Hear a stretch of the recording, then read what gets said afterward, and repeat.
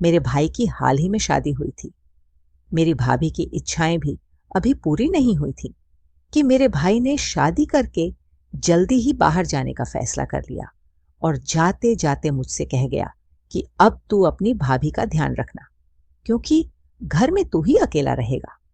मैंने भी अपने भाई से कह दिया कि कोई बात नहीं, आप चिंता मत करो, क्योंकि मैं भी अपने भाई की कमाई का आनंद उठाना चाहता था। एक दिन मेरी भाभी ने मुझे अपने कमरे में बुलाया। मैंने पूछा, भाभी क्या बात हो गई? भाभी ने कहा, तू जल्दी से मेरे कमरे में आ। और मैं भाभी के कमरे में चला गया। भाभी कहने लगी, मेरा सिर बहुत दर्द कर रहा है, मेरे सिर की मालिश कर दे।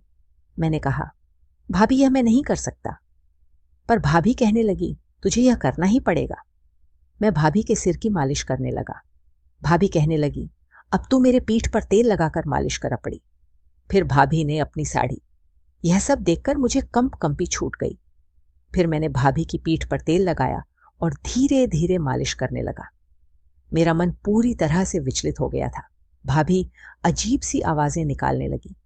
बस फिर क्या था, मुझसे सब्र नहीं हुआ और मैं भाभी के मेरी उम्र 24 साल थी। इन दिनों मैं घर में ही रहता था। मेरे भाई ने शादी इसलिए करवाई थी ताकि मैं अकेला महसूस न करूं। भाभी का नाम पूनम था और मैं भी उन्हें पूनम ही कहता था। अक्सर वह उदास ही रहती थी। कई बार मैंने उन्हें छिप छिप कर रोते हुए देखा था। मुझे लगा कि वह मेरे भाई को याद करती है, तभी छिप छिप कर रोती रहती है। पर ना ही मैंने कभी उससे यह बात पूछी थी और ना ही भाभी ने कभी खुलकर मुझसे यह बात बताई थी। रात को वह अपने कमरे में बंद हो जाती और कमरे से रोने की आवाजें आने लगती थी। दरअसल मेरे भाई की शादी के अगले हफ्ते ही वह विदेश चला गया था। एक नई दुल्हन के लिए अपने पति के बिना रहना बहुत मुश्किल हो जाता है। लेकिन मेरे भाई ने तो शादी सिर्फ मेरे लिए ही की थी, क्योंकि मैं घर में अकेला रहता था और अब घर की जिम्मेदारी संभालने के लिए एक औरत का होना जरूरी था। इसीलिए भाई भाभी को मेरे हवाले छोड़कर चला गया। पूनम भाभी बिल्कुल अकेली रहती थी। उसका ख्याल भी मैं ही रखता था। वह भी एक 28 साल की जवान औरत थी। रिश्ता न मिलने के कारण मेरे भाई के साथ उसका विवाह हो गया था, क्योंकि बीतते समय के साथ उसकी उम्र भी बढ़ती जा रही थी। एक रात में सोने के लिए लेटा हुआ था जब भाभी मुझे आवाज देकर बुलाने लगी। मैं सोच रहा था कि इस समय भाभी को मुझसे क्या काम हो सकता है। यही सोचकर मैं जल्दी जल्दी भाभी के कमरे में चला गया, क्योंकि भाई ने जाते जाते सारी जिम्मेदारियां मुझ पर डाल दी थी। उन्होंने कहा था कि मेरे बाद घर की जरूरतों का ध्यान रखना और सच्चे दिल से अपनी भाभी की सेवा करना, क्योंकि भाई के पैसों पर मैं ऐश करता था।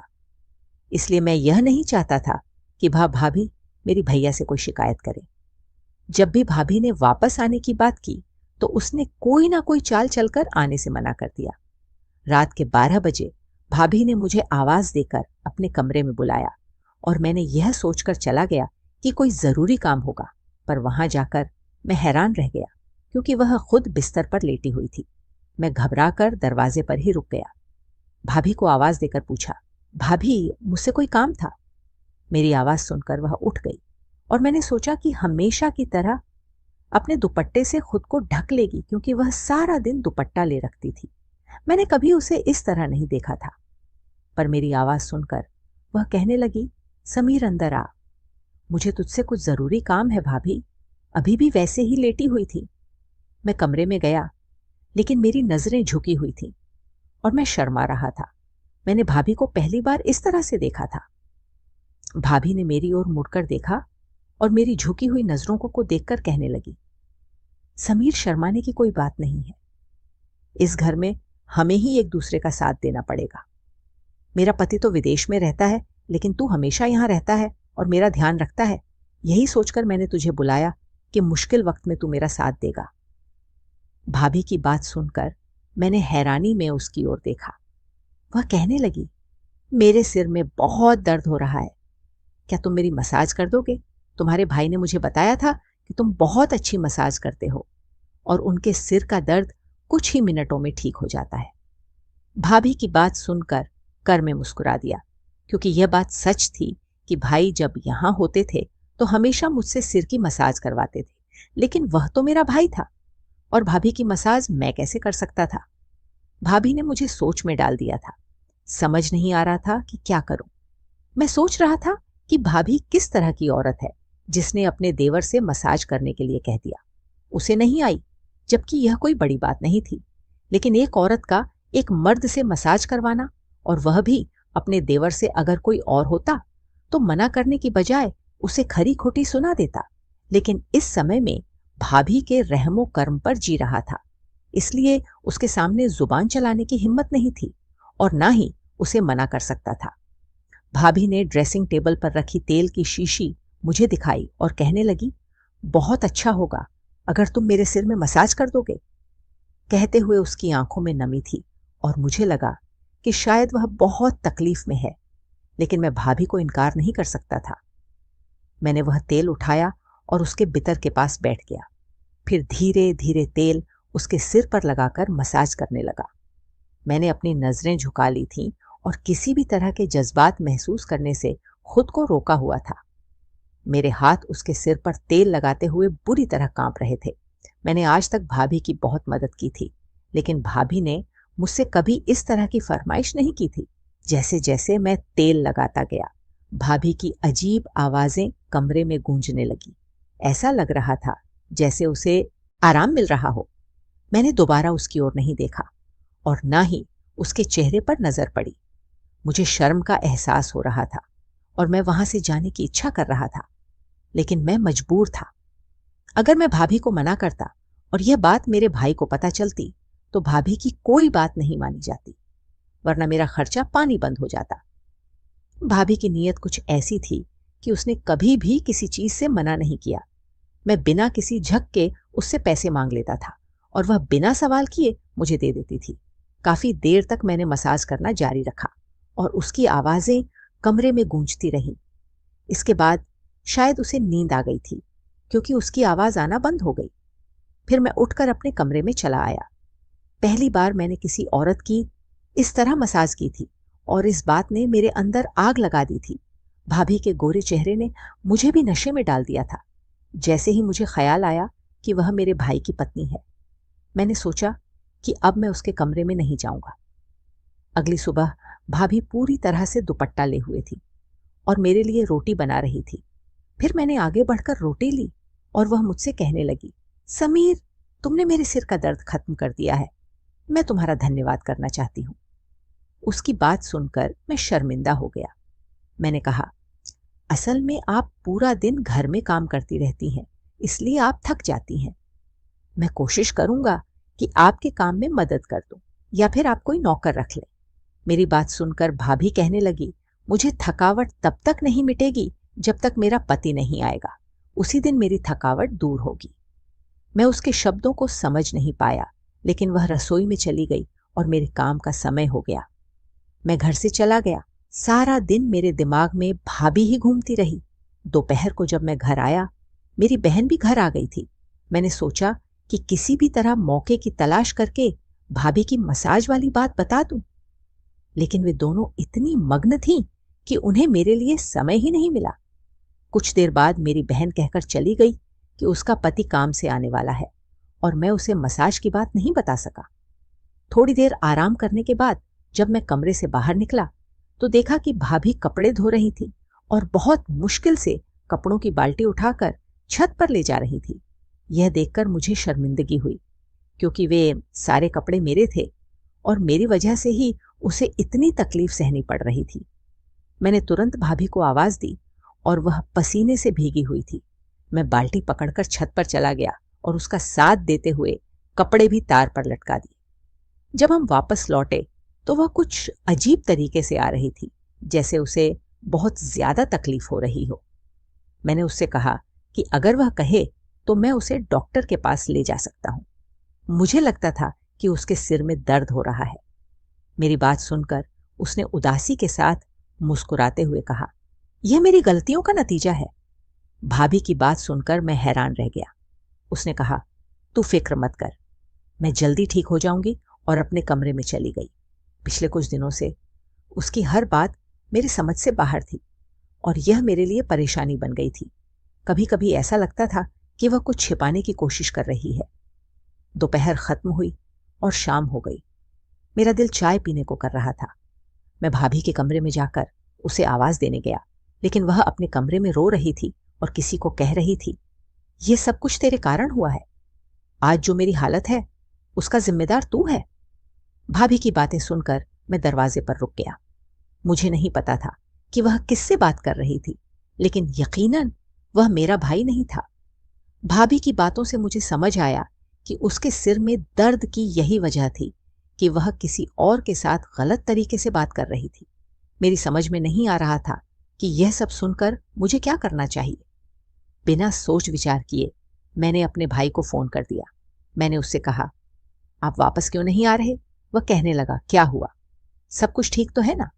मैंने उसे बताया कि उसकी पत्नी कैसे हरकतें कर रही है और बस यही कहा कि उसे तुम्हारी याद आ रही है, इसलिए जल्दी आ जाओ। कुछ बातें करके उसने फोन काट दिया। फिर मैं सोचने लगा कि मुझे क्या करना चाहिए। फिर उस रात भाभी ने मुझे आवाज देकर अपने कमरे में बुलाया। मैं उसके कमरे में गया और वह लेटी हुई थी और सिर की मसाज करने के लिए कह रही थी।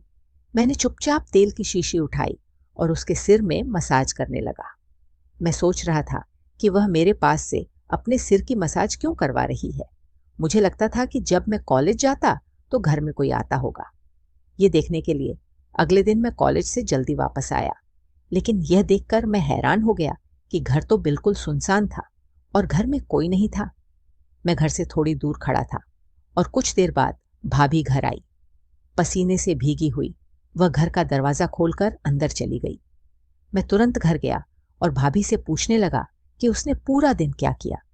भाभी मुझे घर के कामों के बारे में बताने लगी, लेकिन उसने यह नहीं बताया कि वह बाहर क्यों गई थी।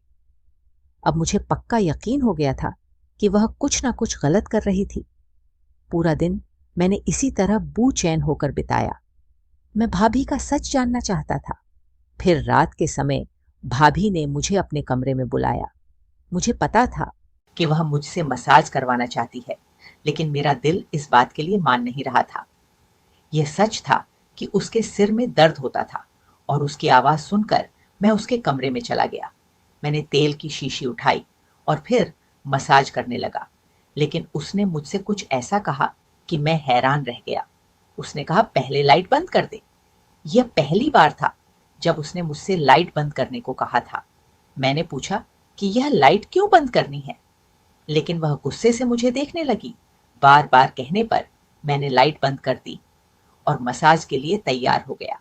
जब मैं उसके पास बैठा तो उसने मेरा हाथ पकड़ लिया। उसकी इस हरकत से मैं हैरान रह गया। मुझे गुस्सा आया कि वह अपनी हद पार कर रही थी। मैंने गुस्से में कहा, यह आप क्या कर रही हो?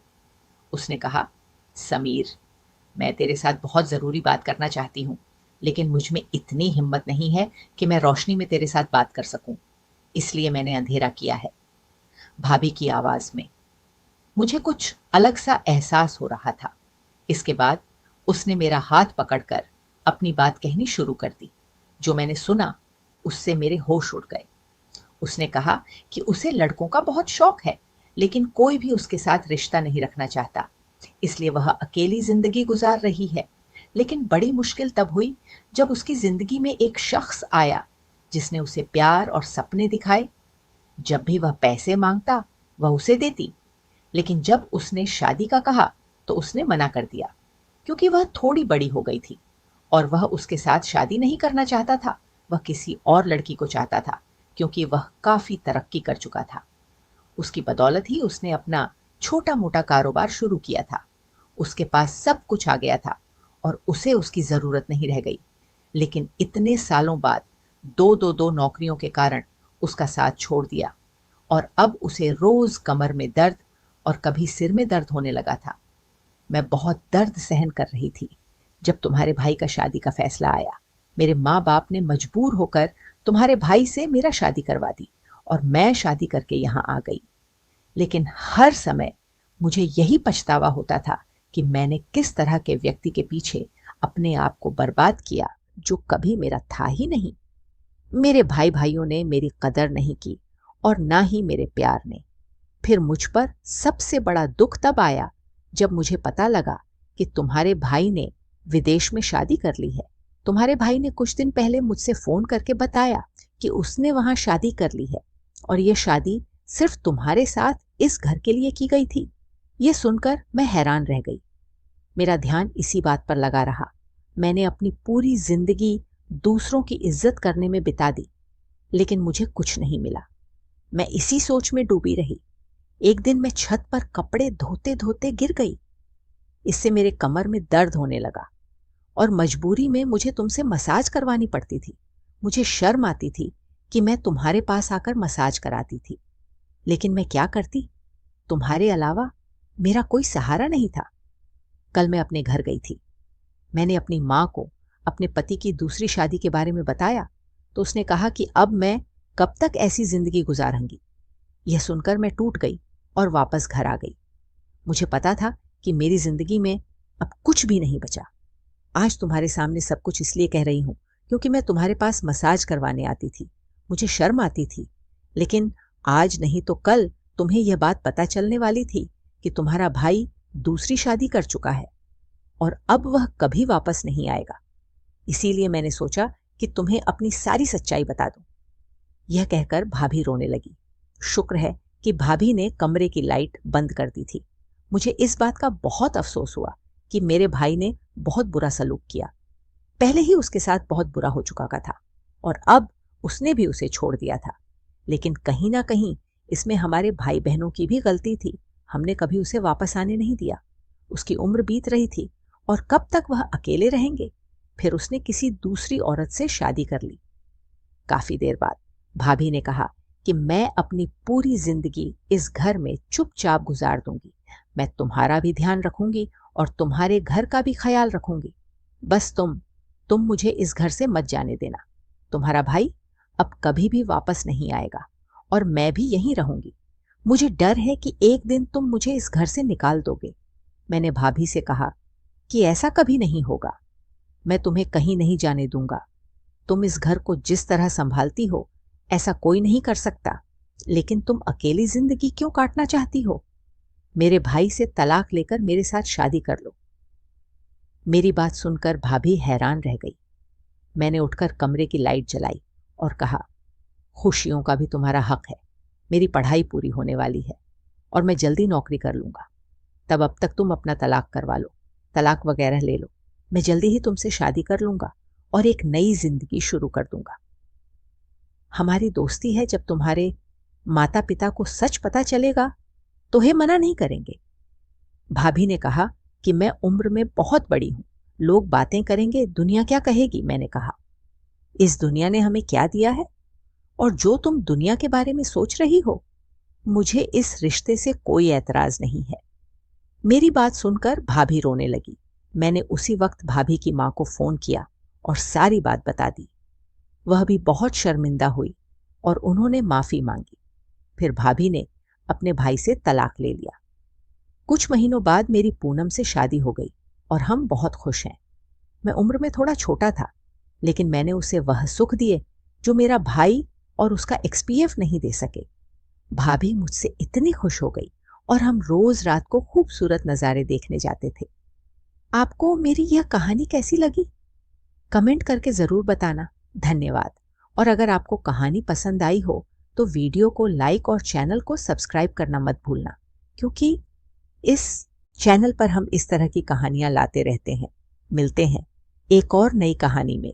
तब तक के लिए सभी को बाय बाय।